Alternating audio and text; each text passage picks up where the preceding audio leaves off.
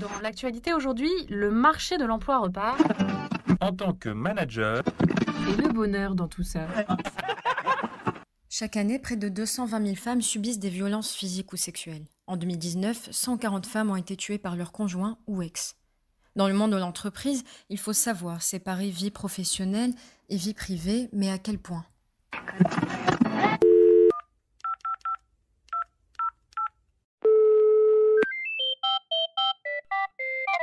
Service après-vente du manager, bonjour! Je vous appelle parce que ça fait quelques temps que j'ai remarqué qu'une de mes collaboratrices a des sortes de bleus, des marques sur le corps, des bosses, etc. Et j'ai vraiment peur qu'elle se fasse battre par son compagnon en fait. La situation est vraiment, vraiment délicate et je sais pas du tout quoi faire. Alors un instant s'il vous plaît, ne quittez pas.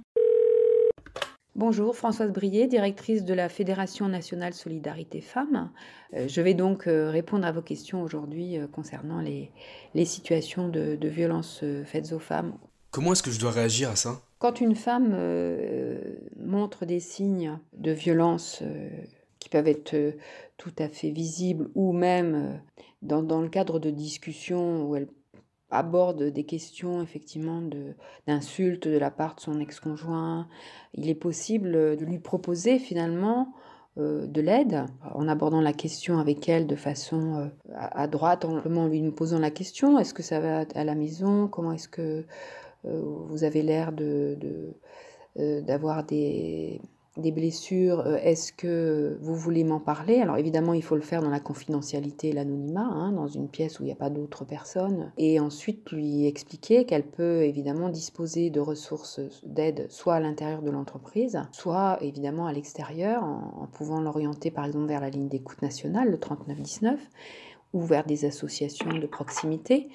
Mais ça peut être aussi la possibilité dans l'entreprise d'avoir une assistante sociale, quelqu'un au niveau des ressources humaines qui a été formé et qui va pouvoir effectivement en discuter avec la personne, faire une première approche avant effectivement de pouvoir ensuite orienter ou travailler en partenariat avec des partenaires extérieurs ou d'organiser effectivement la possibilité pour cette femme de téléphoner à la ligne d'écoute dans un lieu qui peut être confidentiel, y compris pendant les heures de travail. Est-ce que ce serait peut-être pas trop personnel comme question dans un cadre professionnel ? Alors ce qu'on peut dire, oui, c'est que c'est dans le milieu du travail, la confidentialité est là, et c'est vrai que pour une femme victime de violences, parler des violences à un supérieur hiérarchique ou à même un collègue ou une collègue de travail, ça peut être compliqué. Donc la question, c'est déjà de lui permettre de s'exprimer dans un lieu qui va évidemment respecter cette confidentialité et cet anonymat et ne pas aborder la question devant d'autres collaborateurs ou collaboratrices, et de proposer un entretien dans un lieu effectivement où il n'y aura pas possibilité pour des personnes extérieures d'entendre la conversation ou d'y assister. Il ne faut pas non plus outrepasser, je dirais, les compétences de chacun et outrepasser le fait que cette femme n'a pas forcément envie d'en parler, mais voilà, simplement peut-être de noter qu'il y a des traces ou des difficultés à un moment donné, et d'expliquer que l'entreprise est attentive effectivement au bien-être de ses salariés. Est-ce que je dois en parler d'abord à elle ou à quelqu'un d'autre ? Un de mes collègues ? Un supérieur ? Avant tout, à la femme concernée, d'avoir effectivement cette approche dans la confidentialité et l'anonymat, et de lui l'interroger en montrant votre inquiétude par rapport à ces situations, et en lui proposant, comme on l'a dit, qu'elle puisse s'orienter vers les RH ou l'assistante sociale dans l'entreprise. C'est quand même c'est important que la personne puisse être informée des démarches. Et si il y a vraiment une difficulté pour aborder la question, ça dépend aussi de la relation aussi avec la collègue. Ce n'est pas forcément au manager de gérer en direct la situation de violence avec une salariée.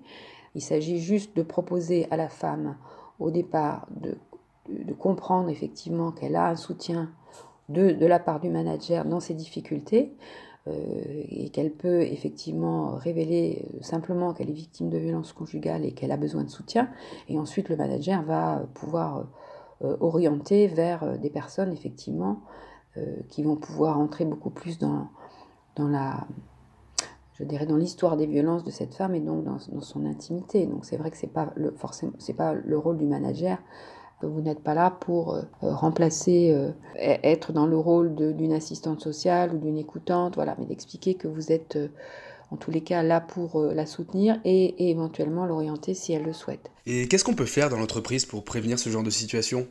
Je pense que ce qui est important de dire, c'est qu'il faut vraiment qu'il y ait la prise en compte des violences conjugales dans l'entreprise, puisqu'on sait que ça touche quand même beaucoup de femmes.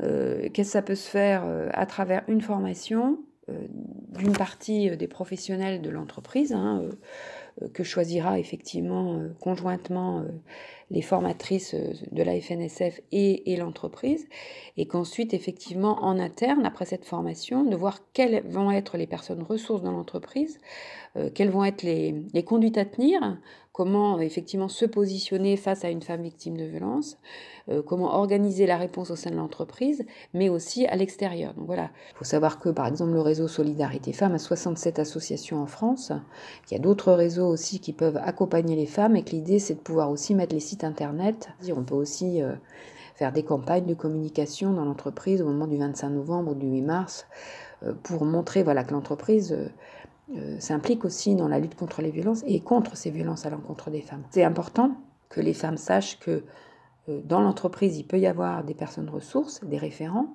mais qu'à l'extérieur, elles peuvent aussi disposer de structures d'aide qui peuvent être soit de l'écoute téléphonique, anonyme et confidentielle, mais aussi la possibilité d'être reçues en entretien individuel ou collectif au sein d'associations de proximité qui vont pouvoir leur proposer un suivi à plus long terme dans toutes leurs démarches, qu'elles soient juridiques, sociales, psychologiques, leur reconstruction, et puis voir un éventuel hébergement si elles le souhaitent.